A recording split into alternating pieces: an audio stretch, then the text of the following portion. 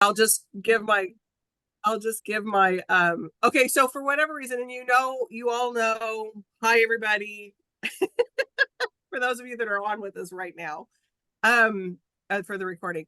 Okay, I'm technologically pretty sound. I mean, I got this, but every once in a while, Facebook or something. So Facebook has now said that I am no longer active as an administrator for Warwick's. So that's why I can't go out to Facebook from Zoom anymore because I'm on a new computer. Can I Oh, just Meanwhile, Facebook has me as an administrator on jobs I quit years ago. Like, what? What's happening? happening? So I'm hoping if Facebook is listening, because I know that they listen. I mean, WTF. I just am like, so Amanda's running everything. I just don't have as many of the controls as I usually do, but it's all good. I think, well, I know that there's a lot of good books coming out this week. It's cuckoo crazy. I think I know Tom has been in sales conference. I know we're in the middle of I think everybody's sales conferences right now. Julia, you're done with yours, right? Oh no. Mine was in January. Oh, yours was a while ago. Oh my God. Yeah. So I forgot about all the books already because I'm not even selling the season that I had a sales that's conference for. that's the hard part, is that it's like, because we're all reading ahead, and then when you come on here, it's like because I would love to tease out to everybody some of the stuff that's coming, but I don't think that's fair because nobody can read it right now. Yeah, I don't have the time. I got so many today I could have presented 8 books. Yeah. Right. I will say that four. They just sent me the young adult and children's fall books because our children's books, I don't know, there's something I haven't been at this job that long, so I don't know the normal timeline, but I usually get the kids books before everything else. And Kate McKinnon has a middle grade novel coming in fall, so No, she doesn't. I'll tease that. Oh, oh my God. Oh my God, I love her. Yeah. How great is that going to be? Very fun. It's very fun. I read it and it's fun. I bet it's hilarious. Okay. So with that, Amanda, make sure that everybody can screen share. And Julia, you can go first and Gabe will go second. And I just have one little book that I'm going to talk about at the end. Okay. I will say that last week I talked about Splinters by Leslie Jamison, and it debuted at number 7 on the New York Times bestseller list. So yay. Congrats on that. Thank you. But this one, Ben Winters. I love Ben Winters. His new novel, yep. It's coming out tomorrow. It's called Big Time. And he is based here in Los Angeles. If you haven't read some of his other novels, he wrote, I would say probably his biggest was Underground Airlines, which came out right around the same time as Underground Railroad by Colson Whitehead, and was a sort of a similar thing where it was like, what if slavery still existed, but people were getting out through this like airline. And so Ben Winters is like the king of speculative fiction, and this is about a big tech tycoon who is trying to steal people's time and sell it to the rich. So it's it's again a speculative fiction novel. Is it that speculative? Don't we just all sell our time to the rich anyway? You be the one to answer that as you read this one. But in Ben's hands, he is such a great writer. This is not really my genre, but I really loved it. And he's very literary in his speculative fiction. So even though you're sort of reading a novel that one might consider science fiction, it sort of feels so grounded in reality that you kind of forget that like this stuff isn't totally happening, although it's kind of happening. So yeah. And that one comes out tomorrow. He is so good. And if you haven't read Amanda put Underground Airline in the link too. Because if you haven't read that, you need to read that too. So Ben Winters he's so good. He's so good. Yeah, love him. So I didn't even know he had a new one coming out. So that shows you how much there's just too much. I think I left a galley at Warwick's. I'm pretty sure. I'm probably sure you did, but it probably got snapped up Got before I Snap had. it snapped up. up. Yeah. Yeah, it got snapped up before I had a chance to see it. Yeah. But Kim is on here, and she's okay. Kim, you just finished Martyr, so Amanda and I could talk to you about the ending of that one. We'd have to do a spoiler. We would have to do a spoiler thing on that book, and come and get it, the Kylie Reed. So Tom will be very happy they read that. And Amanda, she's halfway through the finished Weird Fishing for the Little Pike. So, and I'm just reading, Amanda, one of yours too, The Square of Sevens, which is so good. So if you haven't read that, I'm about halfway through that one. So that one's good too. So anywho, okay, Gabe. The Square of Seven. That's a great title. It's such a good title. It's it's so good. It's like right up my alley on that one. So it's a little pleasure reading going on there. Julia got me feeling like I selling my time to the man at 4 o'clock on a Monday evening. I mean, you are. That's You what are. you do. That's what we Good. all are. We all are. I know. I got to pay. There's the garbage trucks roll by. I got to pay the garbage truck bill. All right. So I am going to start. I'll start big. 'Cause Okay. I really did have so many books to choose from today. I wish I could only share my screen. There I am. RuPaul Oh, The oh, House of Hidden Meanings. Jules, you want to say something before I go? I Oh love my him. God. Which Jules are you talking to? Yeah. That's right. Jules plural. Yeah. Which Jules are you talking to? Should we just say, oh my God? Just Yeah. everybody buy this? We're really excited about this. We've been waiting on this for a while. And I got further news today, which I'll bring up later to tease. But yeah, we've been waiting for this. We had we did a book of RuPaul, kind of a book of wisdom from RuPaul, very kind of a narrative that we dipped our toes in the water with. But we were waiting on this book, and this is a look at the real RuPaul. This is a queer kid from San Diego. I didn't know he was from San Diego. Yeah, I did. I've Yeah. been trying to get him to come to San Diego forever for a book event. Any book. Crossing our fingers. Let's see what we Oh. can. Yeah, strips away all the artifices. This is RuPaul. This is a man who started off as a really shy kid trying to navigate the world, trying to figure out his identity. That during the punk era, he kind of figured out who he was, who he wanted to be. Navigated that world in a really tough time. And look at Ru now. That franchise, his TV show franchise. I mean, they got RuPaul all over the world, RuPaul Drag Race all over the world, got a huge viewers. I was just trying to do the math on how many seasons it's been on, like 6. I don't even know how many seasons RuPaul's Drag Race been on, but he is definitely a person who people are curious about. He's a great human being. He sounds like got a great quote from Jane Fonda. I picked out the weirdest quote, but I'm like, I'm gonna go with Jane Fonda. I like Jane Fonda. Plenty of quotes to choose from. But this is this is RuPaul stripped bare. This is RuPaul, the singular individual, the extraordinary mogul now. RuPaul doing all right, and he's an icon. This is somebody who really created a persona and an individual. And now, when you mention the name RuPaul, it's a big deal. And I don't even want to know how much money RuPaul's making right now. Maybe I would. Yeah. But that young oddball kid is doing all right, and it's an uplifting story. It's a very positive story. He had some struggles, but you grow from them. He really made the best of his life that he could. So we're excited. The press is going to be big. It comes out tomorrow, so I'm a little ahead of the game, but all the media is going to break. Who doesn't want to talk to RuPaul right now? So you'll be seeing Ru everywhere, I imagine, and hearing RuPaul everywhere. Well, And what reading about RuPaul. I love, and Julia, you can chime in on this too, is that this, he is somebody you say the name and almost without exception, everybody knows who RuPaul is now. And I think that is just so awesome. Yeah. I will say his punk band from the 80s was called Wee Wee Pole, which I think is the best name of a punk band I've ever heard.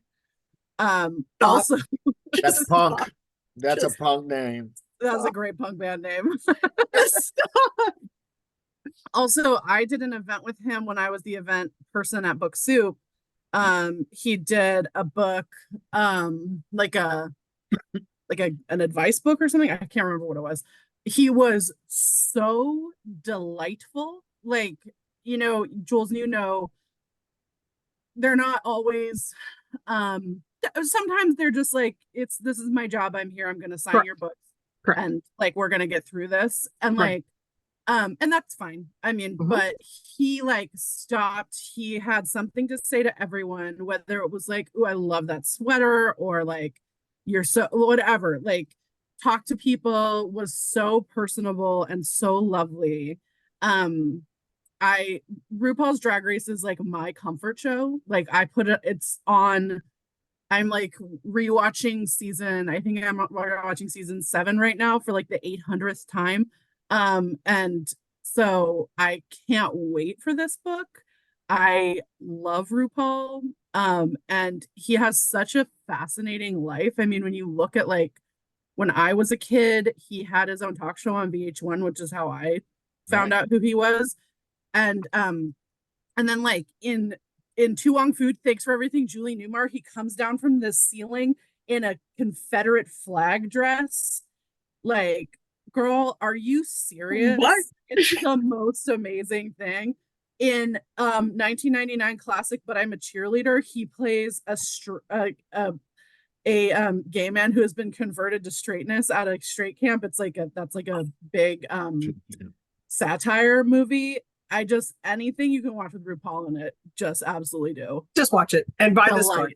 Delight and read yes. this book. Yeah, I can't wait. I mean, honest to God, every time, because I don't know, Gabe, whether you publish all or who publishes all of his stuff, but anytime he's on a grid anywhere, I'm like, I put the biggest proposal in that I can for like, oh my God, he's from San Diego, I know. do this. Just very busy. Yeah, I know, but it's Being a just mogul, like, entrepreneur. that's what I feel. He doesn't have to come, but it's just like, oh, if he does though. I mean, I'm sure he'd love to. He just probably doesn't have. He's so, he's probably all over the world checking up on the franchises and things, and he's just got too busy. much going on. He got too much going on. Too much going on. Too much going on. Okay, Julia, what you got next for us? Okay, my next one. So this is a little bit of a different one. This is Meta Racism by Trisha Rose. And I just want to say, first of all, Trisha Rose was my college professor. So kind of funny that now I'm selling her book. Yeah. She is, so this is about systemic racism. It is both about how it functions and she offers solutions, or beginnings of solutions for how we might break free. It got starred PW and Booklet, or Kirkus, I'm sorry, starred reviews.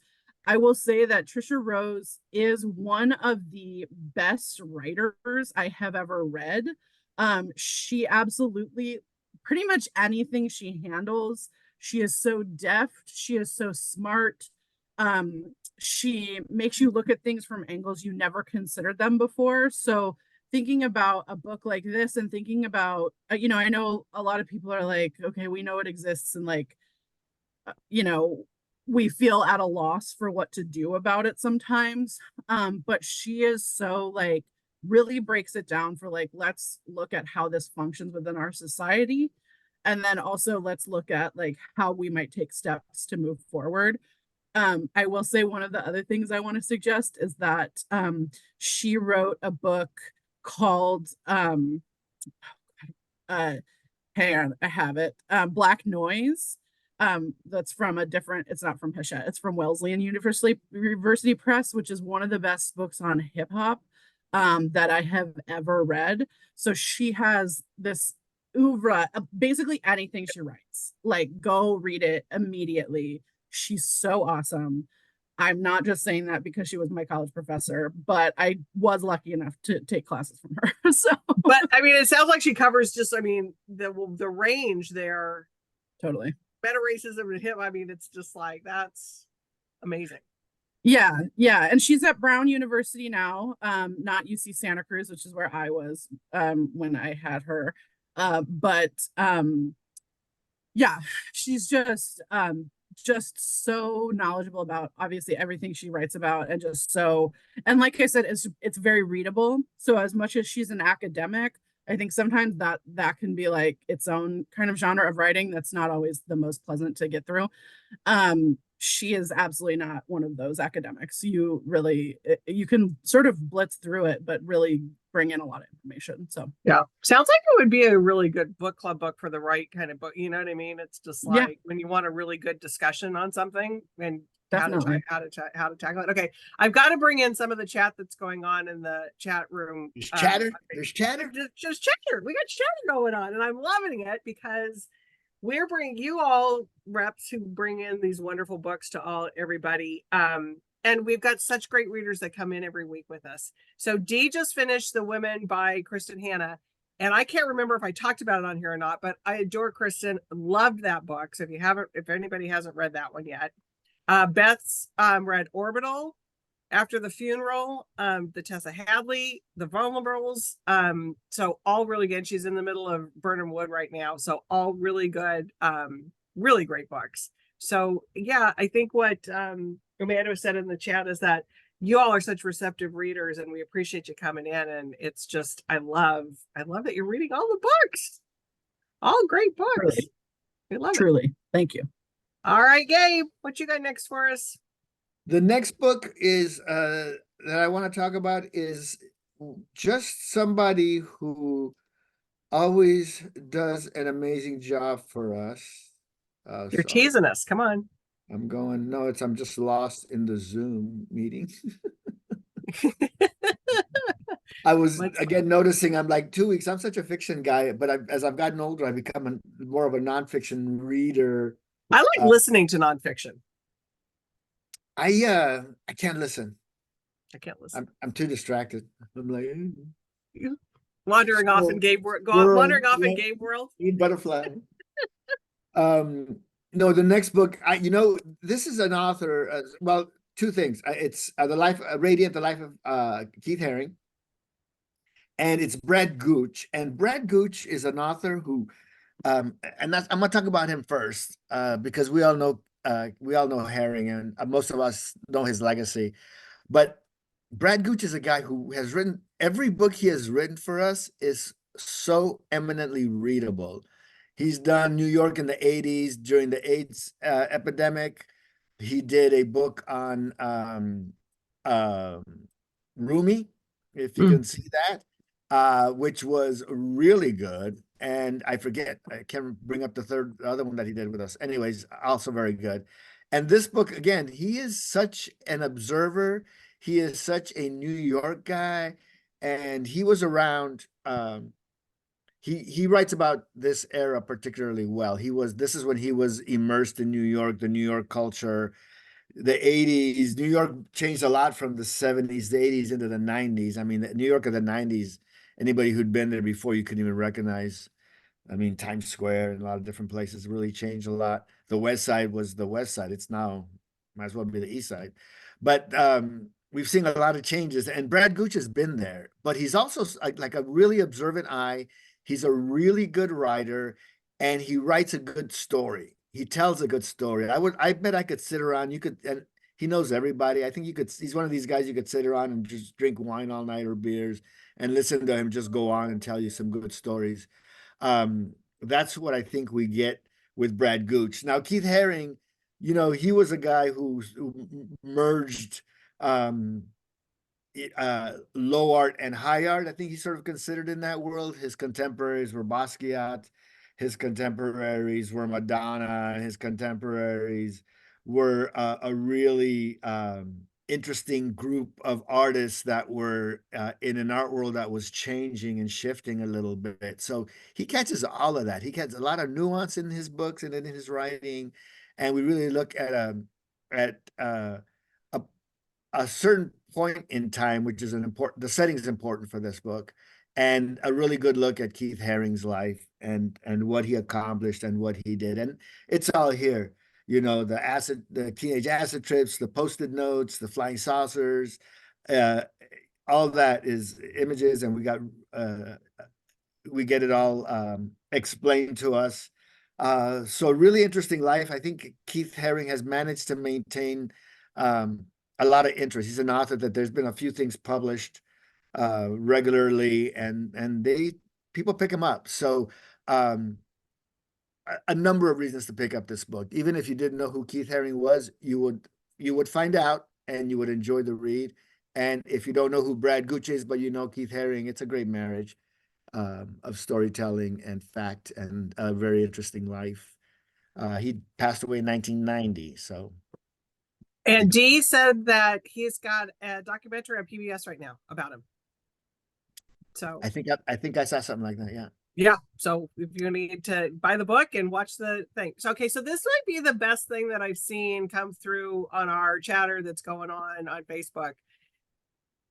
Elizabeth said, and on this, and I just love this, you guys got me really interested in books, and now she has a library interview tomorrow. Tea time, working for you here. I All love right. that. How awesome is that? I love Fun. that. Go kill it, Elizabeth. Go Yeah. kill it. Go kill that interview. We'll be sending good vibes that you get the job. Love it. Love it, love it, love it. So Tea Time's doing some good work out there, you guys. Yay. God's work. God's work. God's work. The book business, man. The book business. All right. Julia, I see that Gabe has 4 books. So if you wanted to pick up a 4th, you'd be more than happy. I to- know. Let me scramble for a 4th, huh? I know. All right. But in the meantime, what do you got next for us? In the meantime, I Lining have up a one. 5th in case Julie didn't have a 4th. All right. Ooh, let's see what's happening. I have one that Julie will recognize because you're having an event for it. Can't wait for this event. In True Face by Jonah Mendez. So she started off as her husband's secretary, as her husband was in the CIA and was a spy. And in order for them to sort of be in Europe together, she had to have something to do. And then what they realized was that she was very good at espionage, that she was able to blend, that she was able to get information, and do all the things that spies do. And she became a big spy for the CIA. She was a photographer. She talks about sort of being a woman in the CIA, doing these tours of duty. She ultimately became the chief of disguise. So she was the person who sort of like helped people get disguised when they were going into undercover missions and stuff like that. She is delightful. This is such a great book. She wrote a book called The Moscow Rules that was a huge hit. It sold about 80,000 copies for I don't know if it was ours, but it sold 80,000 copies. Sorry, I haven't been at Hachette that long. I don't know the backlist. But anyway, so this one where am I? Warwick's is having. That's all right. We're all one family. I know, right? Warwick's is having her. It's the apostrophe. It messes me up. Is having her what? I think the end of this month. The end of the month. Yeah. Yeah. So yeah, this is a fun spy thriller.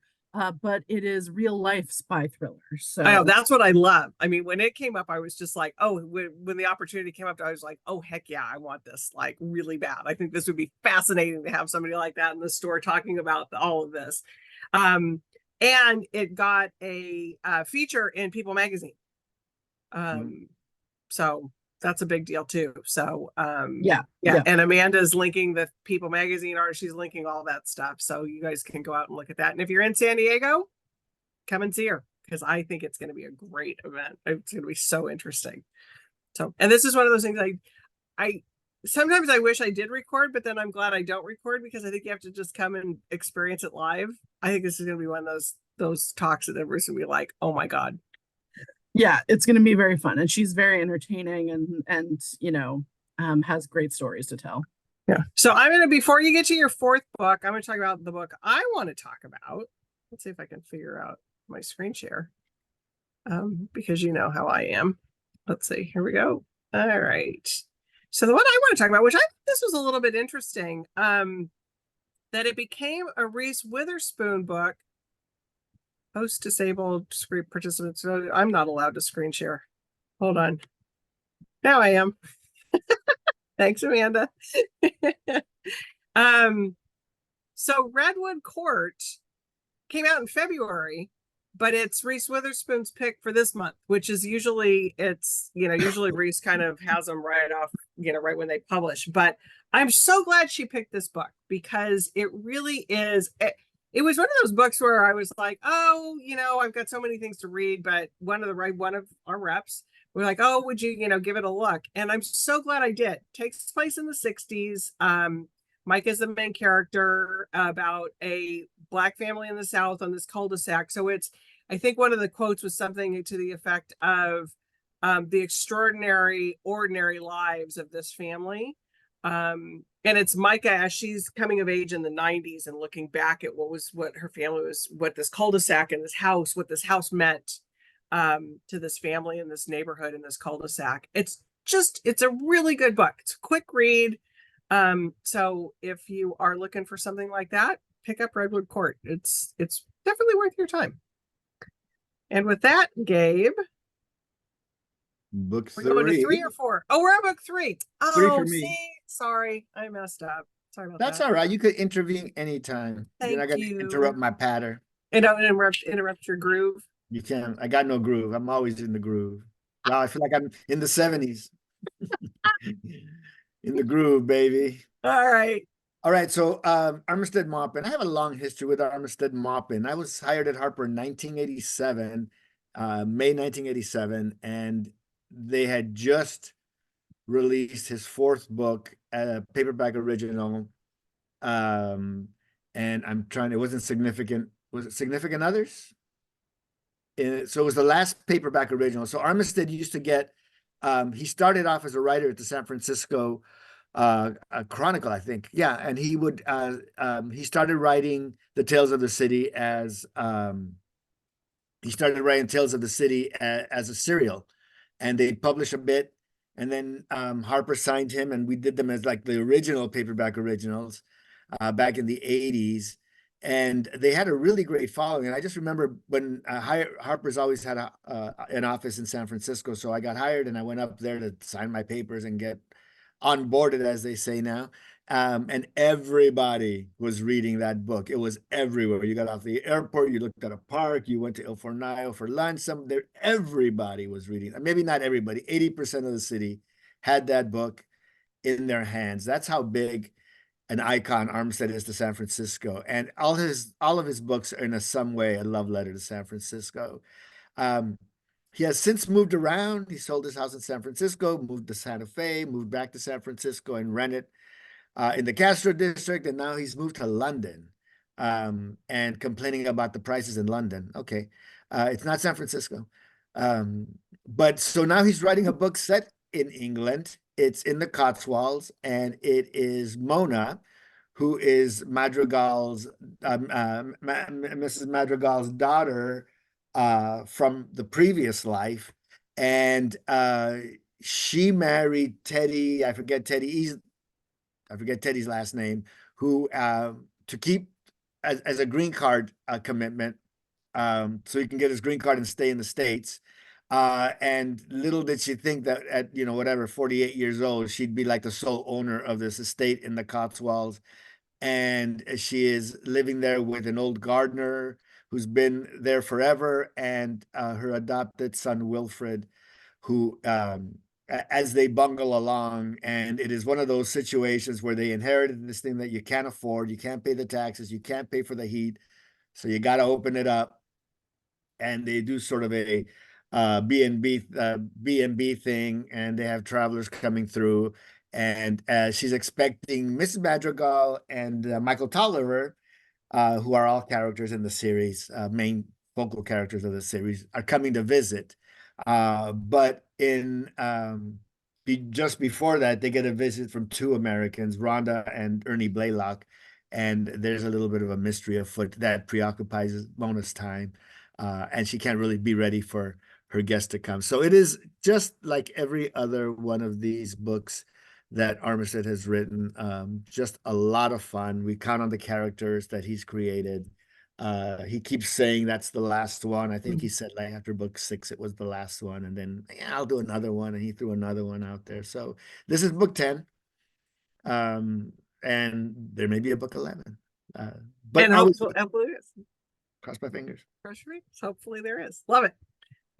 Okay, the chatter's going crazy. If y'all meet in person at some point, the Tea Time brought y'all together in Ohio or somewhere, I'm just gonna die. Okay, so just saying that it's just like this little community we've built here on Tea Time is awesome. So just love it. Okay, Julia, did you find a fourth? I did. I It's a found good game. Just Curses, That curses, is- I tell you.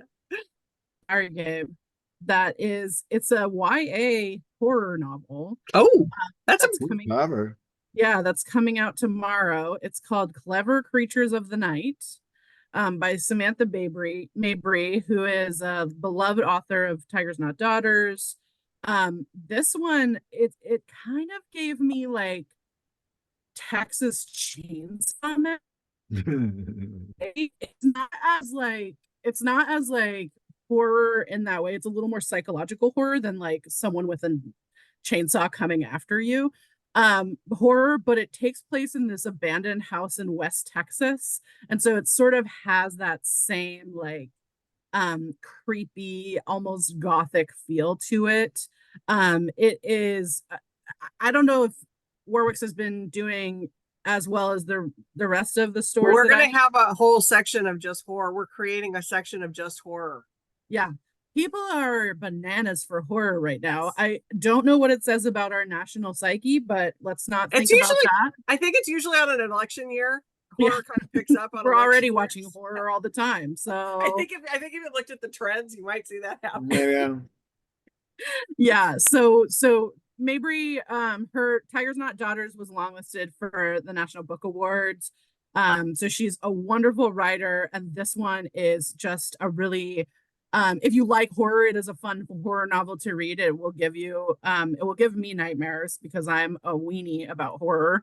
But just really fun, and like I said, it's got that kind of like feel of Texas Chainsaw Massacre in this empty West Texas sort of abandoned area, which is creepy in and of itself. So that's my emergency fourth book. I love it. It's a great cover. I love Thank you. that. Yeah. Cool package, yeah. Really isn't great it? package. Yeah. So that comes out tomorrow. Awesome. And sometimes like the YA, it's like it still holds up for us adults. Oh yeah. Oh, There's a lot of yeah. good YA. A lot of good YA. Scared while I was reading that book. Yeah. No, we for sure. We just talked to after Winter Institute, actually before Winter Institute, Mallory. I thought we're gonna have a whole next to the sci-fi section. We're gonna break out because people are asking for horror. So there you go. All right, Gabe. Since you started the trend for the fourth, You know, you try to be original, but they all jump on. well, you got to quit showing your side panel there. It wouldn't go. I'm showing my cards, man. You're Stop showing your cards. looking at my cards, y'all. I'll start wearing shades to meetings and stuff. Like 4 different or 5 different songs, and only one. No. I love it. All right, so Riddle of the Sphinx, another book. I did do a novel, so I don't feel bad. I forgot that I had done the mopping. Yep. I don't want to do 2 weeks with no fiction. Riddles of the Sphinx, though, is Anna Schenkman, and Anna Schenkman, you probably don't know who she is. She is a crossword puzzle creator for the New York Times. She created she's like the queen. She's not like the queen. She is the queen of crossword puzzles. I'm gonna call her the king of crossword puzzles. She published her first New York Times puzzle at age 19. Wow. She spearheaded the popular crossword section, and she is pointing out a lot of the exclusions in crossword puzzles. Also a big societal look at the exclusion of women in various enterprises in history, basically in history, right? So she is one of the few women in the world of puzzle making. So a woman and a male dominated. And it's really interesting because it's part memoir, part cultural analysis.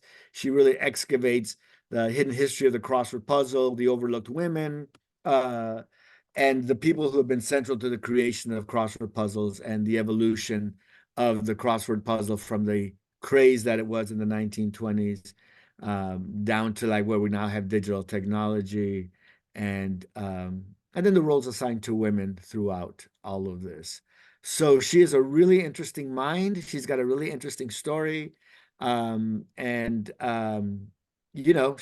the patriarchy ultimately, I think. So some good stuff, good, strong writer. I've always been fascinated. I've done a few crossword puzzles. I should probably start doing them to keep my brain sharp. Because you got to do stuff apparently. But the whole game thing is like, it's fascinating to me, and it's obviously New York Times is known for their crossword puzzle, and so, but all the new games that they're coming up with, right? Like the Wordles and the Boggles and whatever, and Connections and all Connections those. now, yeah, and all of them. But no, that sounds like it's a really good one. I feel like I'm taking a Mensa quiz, man. I know. It's like, it won't fit. Can I find the AI that can help me figure these out? All right, everybody, we got 9 books that we talked about today in record time. I think we did a good job, everybody. We're not the time wasters. We are not time wasters here. Julia, you or myself. Yeah, well, we'll talk about me. I waste a lot of time. But like I said, I'm gonna try not to tease out some of the stuff that's coming in the future, but there's just lots of good things this week. Tom couldn't be here this week. He said he's gonna be here next week because there's one coming out tomorrow that we're gonna talk about next week. That I interviewed for a pre-author thing. So anyways. And I've got 2 things I'll preview with you. I got a De La Soul book coming out in the fall, and which I'm really excited about. And Gabe, Share. What? Been waiting on Share for like a million years, and now we're gonna do 2 volumes. It's gonna be I don't know if I think I can say it. I just heard today. I don't think I'm breaking anything up. Are you breaking news? Wait a minute. Anybody on here? You didn't hear it from here. You didn't hear it here, but we'll know when we see on your back bookshelf right there. When we see like the picture like Tom. If you believe. If you believe. So I have my gay friend. I told him, I said, because if she might go back out on tour again, and if she does, it's like I'm there, because I've seen, like, I saw Barbara. I've seen Celine. I've seen some of the icons. I gotta get a Share show in. So fingers crossed she goes back out on a tour. And a book tour would be great, but I would rather. I mean, I want to see her sing. The 7. I need a Gypsies, Tramps, and Thieves live immediately. Right? Yeah. Oh yeah. Oh God. Awesome. All right. But Gabe, De La Soul, is like one of my favorite bands of all time. Oh, I'm thinking. I thought of you. That's why I actually didn't say. I thought Julia for sure. I knew you were a De La Soul fan. Oh yeah, because I was really excited when I'm like, oh what? What? That's why we all keep doing what we do. Exactly. Because these things that come to you, just like, it's so much fun when our favorites come up with books. It's really fun. It's really fun stuff. All right, everybody, have a great week reading. The weather is beautiful here in California. Hope it's beautiful where you're at. And we stay safe. Oh, what's Gabe sharing? No, I'm not. How did I share? Oh, yeah. I don't know what you're doing to me here. You're just. Now you cut me off at 4. That's all you get. Chizo Pizzo, man. Don't come begging for more. All right, everybody. We're out. Thanks.